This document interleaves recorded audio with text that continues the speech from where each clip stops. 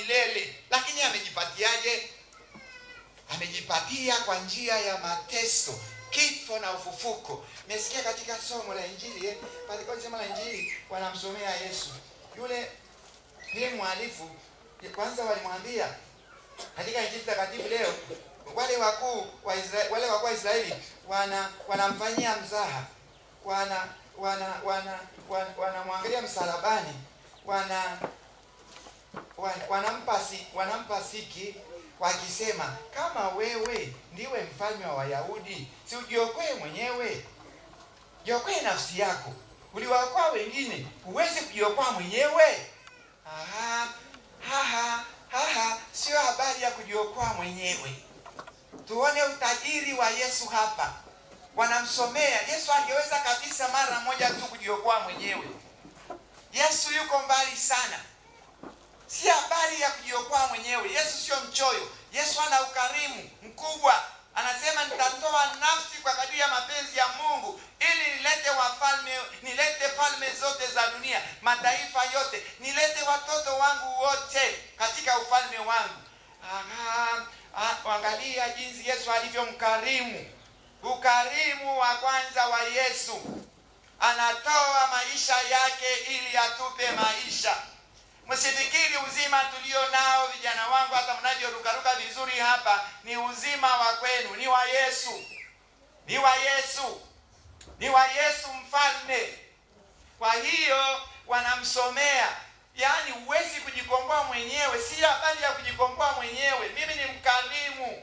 Nina hamu, nina kiu na mataifa yanayohangaika. Nitatoa uzima wangu niwalete watoto wangu wote wawe chini ya himaya yangu. Wafurahie zawadi. Wafurahie zawadi. Wafurahie tuno za kimungu, za umilele, zawadi za kimungu, zawadi takatifu zilizoko katika hii nafsi yangu. Nayo jitoa sadaka, si kwa ajili yangu tu, kwa ajili ya mataifa yote. Na hapa naomba mfanye tafakari, watoto wangu wapendwa. Fanyeni tafakari ya upendo wa Yesu. Fanyeni tafakari juu ya zawadi tulizo nazo. Uzima tulio nao sio wa kwetu, ni wa Yesu. Na ndio hapa tunaona ni maumivu makubwa tunaposikia uzima wa watu unaondolewa. Hatuna mamlaka. Hatuna mamlaka ya kuondoa uzima wa mtu yoyote. Uhai ni zawadi takatifu ya Mungu Mwenyezi, ya Bwana wetu Yesu Kristo. Na Yesu ametetea sana uzima wa kila mmoja wetu, uhai wa kila mmoja wetu. Uhai ni zawadi takatifu, ni zawadi ya kimungu, na amekuwa tayari kukomboa zawadi hiyo takatifu kwa nafsi yake. Na hivi tunapoua ni dhambi kubwa kuliko madhambi yote duniani. Hatuna mamlaka ya kuua. Tuna wajibu wa kutunza uzima.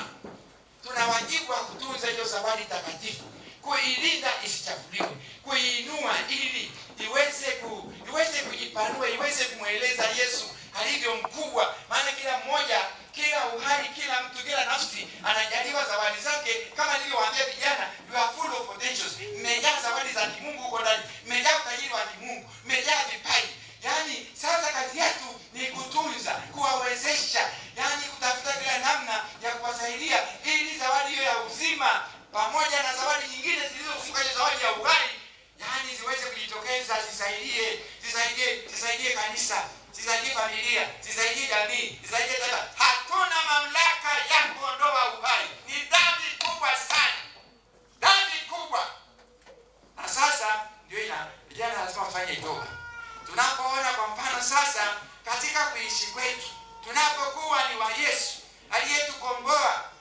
aliyetukomboa kwa namna hiyo, kwa kutoa uzima kwa sababu ya ukarimu wake. Wanamsomea, wewe kama unasema ni Mungu, uliwakomboa wengine, tukaona unashindwa kujikomboa mwenyewe. Si habari ya kujikomboa mwenyewe, anapenda kukomboa wote wawe wake. Awashirikishe watoto wote wa Mungu zawadi ya kimungu, zawadi ya umilele, ndio uzima, ndio uhai. Sasa sisi lazima tufurahi kwamba tumeshirikishwa hapa kwenye hiyo zawadi.